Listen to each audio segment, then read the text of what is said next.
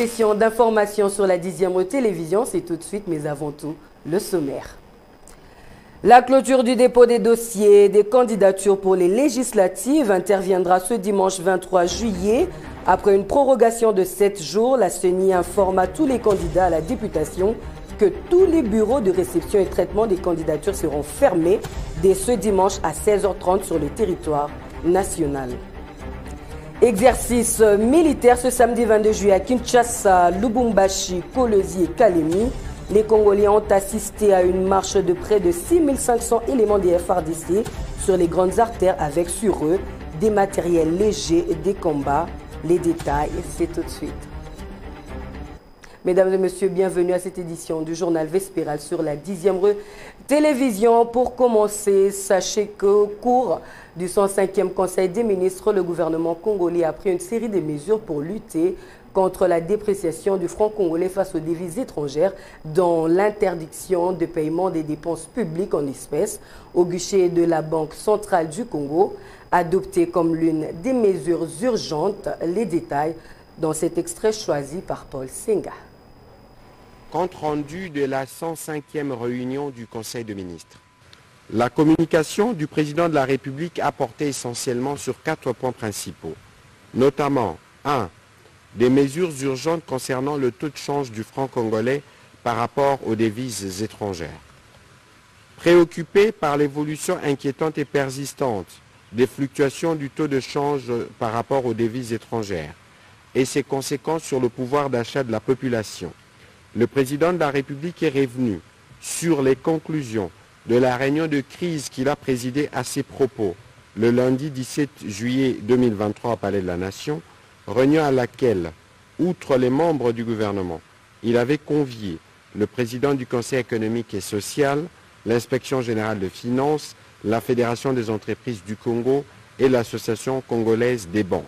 À l'issue des différents échanges, les mesures ci-après ont été adoptées. 1. La poursuite par la Banque centrale du Congo des interventions vigoureuses et régulières sur les marchés de change en mettant à la disposition de celui-ci les devises étrangères prélevées notamment sur les réserves de change. 2. La gestion rigoureuse des finances publiques par notamment la limitation des dépenses publiques à celles qui sont prioritaires et essentielles en privilégiant la procédure normale de la chaîne de la dépense publique. 3. L'interdiction du paiement des dépenses publiques en espèces au guichet de la Banque centrale du Congo. 4. L'encadrement par les secteurs bancaires des opérations d'échange effectuées par les bureaux d'échange qui doivent être compatibles avec leurs capacités réelles. 5. Le renforcement des mesures de rapatriement des devises et la concertation entre la Banque centrale du Congo et les opérateurs du secteur minier pour les rachats éventuels d'une quotité des devises ainsi rapatriées. 6. La retenue immédiate et à la source par les trésors publics de la TVA pour les fournisseurs et prestataires de l'État lors des paiements de leurs factures. 7. L'encadrement de la taxation d'office des entreprises n'ayant pas fait leur déclaration fiscale par le ministre des Finances assisté par l'inspection générale de finances. 8. Le paiement de tous les impôts, taxes, droits et redevances dus à l'État en francs congolais. Le ministre d'État, ministre du Budget, le ministre des Finances, la gouverneure de la Banque centrale et l'inspection générale des finances ont été, chacun, en ce qui le concerne, chargés par le président de la République de veiller à l'application de toutes ces mesures. Le Premier ministre en assurera le suivi et la mise en œuvre. Processus électoral, on en parle dans cette édition de journal.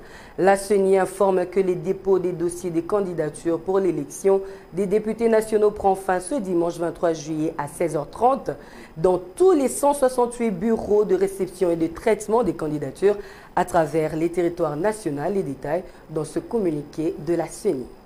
Communiqué de presse numéro 034/CENI/2023. La Commission électorale nationale indépendante CENI rappelle aux candidats indépendants et aux partis et regroupements politiques que conformément au communiqué de presse numéro 033/CENI/2023 du 15 juillet 2023, que les dépôts des dossiers des candidatures pour l'élection des députés nationaux prend fin ce dimanche 23 juillet 2023 à 16h30 heure locale dans tous les 168 bureaux de réception et de traitement des candidatures à travers le territoire national. La CENI invite les candidats indépendants, les partis et regroupements politiques retardataires à déposer leur dossier de candidature dans le strict respect du timing leur imparti. Pour rappel, la suite du chronogramme opérationnel relatif au dépôt et traitement des candidatures à la députation nationale se présente comme suite. Du 24 au 28 juillet 2023, ajout, retrait ou substitution des dossiers de candidats députés nationaux. Le 9 août 2023, publication des listes provisoires des candidats députés nationaux. Du 10 au 26 août 2023, dépôt et traitement des recours en contestation des listes des candidatures à la députation nationale. Le 10 septembre 2023, publication par la CENI des listes définitives des candidats députés nationaux. Fait à Kinshasa le 21 juillet 2023, Patricien Sia Moulela, rapporteur.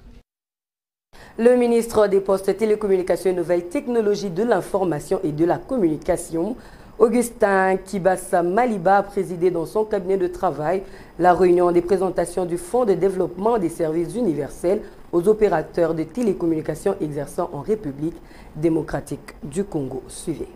Cette réunion était organisée dans le but d'unifier les intelligences des experts du secteur pour l'opérationnalisation de l'intention du gouvernement, celle de créer un réseau de télécommunications le plus large possible en RDC. Christian Katende, président de l'autorité de régulation de la poste et des télécommunications du Congo, qui a également pris part à ces travaux, affirme que ces fonds constitués par les opérateurs des télécoms depuis des années porte 3% de leur chiffre d'affaires et sera destiné au développement des télécommunications dans les zones les moins rentables. De son côté, Khalil Al-Amerikani, directeur général de Vodacom Congo, était heureux de voir que cette structure va permettre de développer la connectivité et l'inclusion financière dans les zones périurbaines et rurales.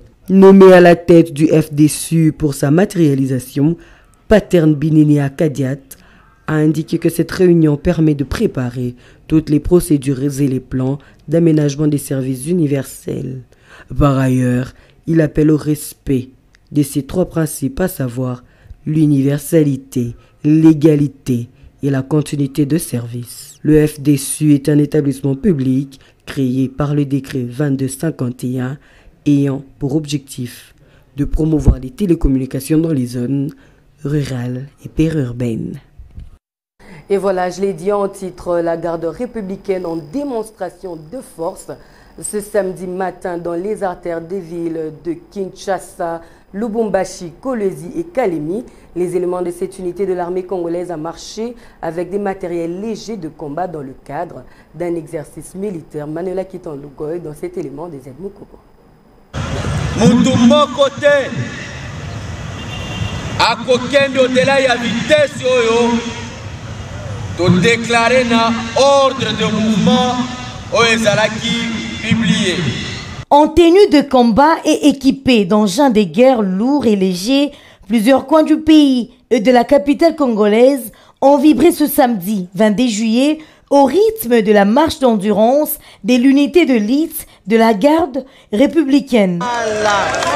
Des régimes blindés partis du rond-point Gaba en traversant la commune de Mangafula jusqu'à leur point des chutes, le camp Tchati, tandis que la colonne délimitée s'est déployée sur le boulevard Lumumba et du 30 juin avant de rallier le camp Tchati. Il s'agit d'un exercice de routine, de conditionnement physique et de dissuasion pour ce soldat sous la houlette du commandant de cette unité d'élite, le général-major Kabi Kiriza Ephraim. Tobandi awa nafiki eska tozali tokolanda itinéraire bapesi ti point de chute ezali Kanjaji. Habituellement organisé à l'intérieur de camps militaires, cet exercice s'est déroulé à travers les artères de la capitale dans un but à la fois sanitaire et dissuasif. Réputés combatifs au front, les militaires de la garde républicaine constituent l'unité d'élite de forces armées de la République démocratique du Congo affectée à la sécurité du chef de l'État, Félix Antoine Tshisekedi Tshilombo, et des institutions du pays. Tracasserie et arrestation à Kinshasa, le nouveau commandant de la police Blaise Kilimbalimba suspend les activités des bureaux 2 et met en garde les agents de la police de circulation routière sur leur comportement jugé inacceptable par les autorités de la police ainsi que la population quinoise. Paul Senga. Ils vont profiter pour dire que ça sera chaud. Ça sera chaud. C'est le comportement qui sera châtié. Les tracasseries policières et les arrestations arbitraires de la population en général, des conducteurs de véhicules en particulier, et par des policiers et des bureaux D sont strictement interdits désormais sur la ville de Kinshasa. Et ce sont les 2 premières grandes mesures du nouveau commandant de la police nationale ville-province de Kinshasa, le général Blaise Kilimbalimba, rendu public au cours de la toute première réunion qu'il a présidée le vendredi 21 juillet à Kinshasa. Pas d'arrestation illégale des chauffeurs sauf en cas d'accident et aucun bulletin de service leur sera signé. Toutes ces mesures seront encadrées par des agents qui seront déployés sur le terrain, a-t-il dit. Ces 2 mesures viennent soulager la population quinoise victime des tracasseries routières à répétition de la part des agents de la police et du bureau D. En province, l'unité et l'amour, des éclaircissements sur le programme de développement local de 145 territoires ont été la charpente de l'adresse du gouverneur de la Mongala, César Limbaya Mbangisa, dès son arrivée dans le territoire de Bumba vendredi 21 juillet dernier. Le chef de l'exécutif a été accueilli très chaleureusement par des hommes et des femmes venus des 4 coins de cette province. Des précisions avec Manuela Kitalungoy. Il est 11h, heure des Bumba, lorsque l'avion transportant en son bord les gouverneurs de la province de la Mongala, César Limbaya Mbangisa, atterrit à l'aérodrome de Bumba. La population de cette contrée du pays s'est déplacée en masse pour venir accueillir le chef de l'exécutif provincial de la Mongala, revenant d'un long séjour de travail dans la capitale congolaise. De l'aérodrome de Bumba, passons par l'avenue Mbandaka pour chuter au stade Père Carlos. Il a tenu un meeting populaire. Dans son adresse, l'imperturbable César Limbaya Mbangisa a appelé le Mongalaise et Mongalais à la cohésion et l'unité ainsi que l'amour au sein de leur province. Lokola na lobaka Limbaya za ya nzambe soki nzambe te na koyeko za bokonzo yo na pesi tata mokonzo ekolo merci mingi confiance pona ko représenter awa ya liboso eza kosenga la bino bana ya Mongala nyonso kozala na bomoko. Mongala eza kotombola malamu te pona bokabwani pona songi pona kofingana. Les gouverneurs de la province de la Mongala a, au cours du même meeting, dissipé tout malentendu quant au financement du programme des développements locaux des 145 territoires.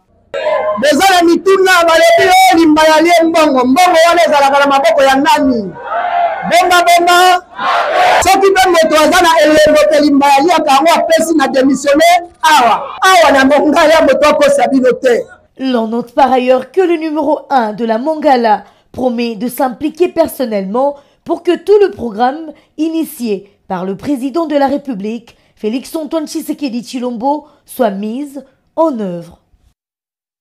Toujours en province, la population de Lualaba, désormais bénéficiaire du rond-point de l'unité, situé dans le territoire de Dilolo, qui vient d'être construit sur fonds propres du président national de l'association qui porte son nom, Edi Kamweni, doté ensuite d'un écran géant par la gouverneure de province Fifi Masuka Saini, une satisfaction totale de la population de la dite province. Encore une fois, Manuela Kitalungoy. Les ronds-points de l'unité, construits sous fonds propres d'Edi Kamweni, président national de l'association qui porte son nom, est complètement fini.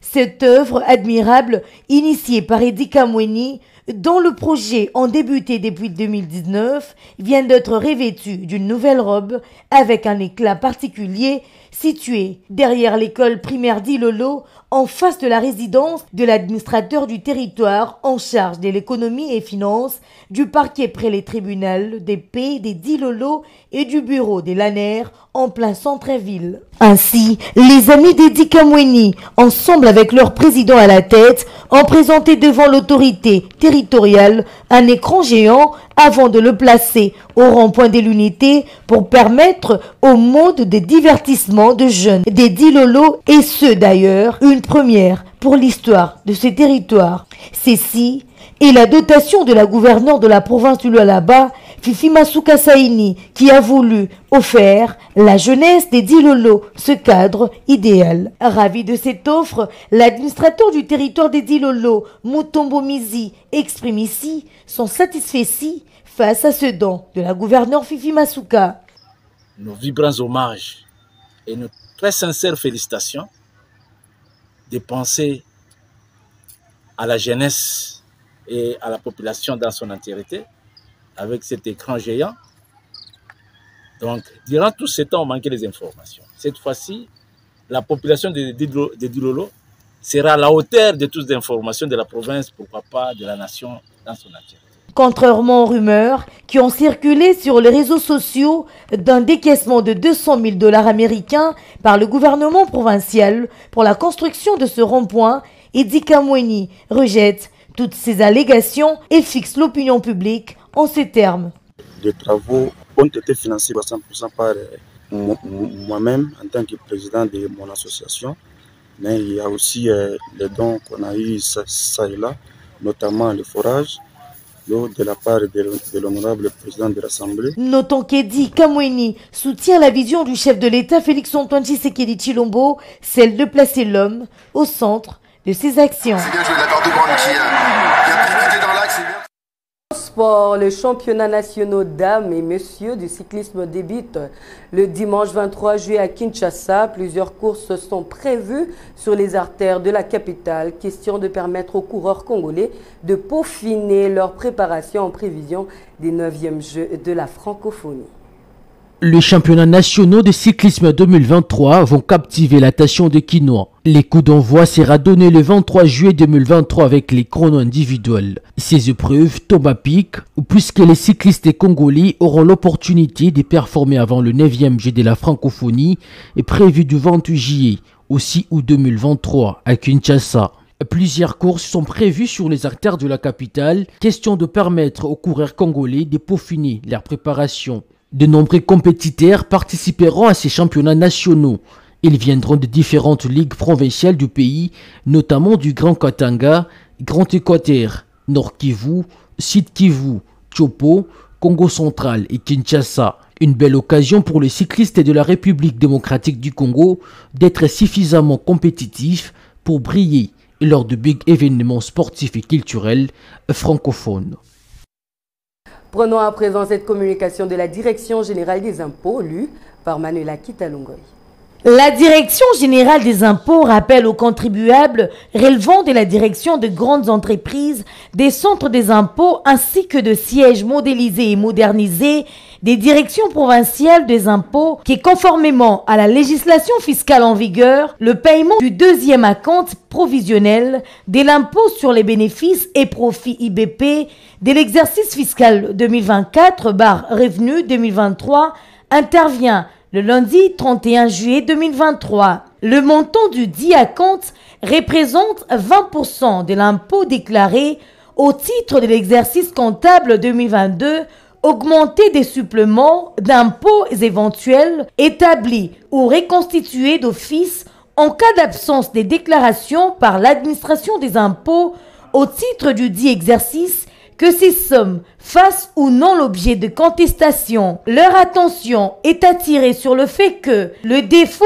ou l'insuffisance de paiement dans le délai légal donnera lieu à l'application d'une amende égale à 50% de l'acompte non versé. Par ailleurs, l'imputation éventuelle du crédit d'impôt n'est autorisée que dans la limite de 20% du montant de l'acompte dû. Conformément au communiqué du 29 décembre 2020 du ministre des Finances portant utilisation obligatoire du logiciel Isis Régie et au décret numéro 007/2002 du 2 février 2002 relatif au mode de paiement de dettes envers l'État tel que modifié et complété par le décret numéro 20/019 du 21 août 2020 et ses mesures d'exécution, les contribuables concernés par le paiement de cet acompte sont invités à télécharger le bordereau de versement d'acompte à partir du site web de la DGI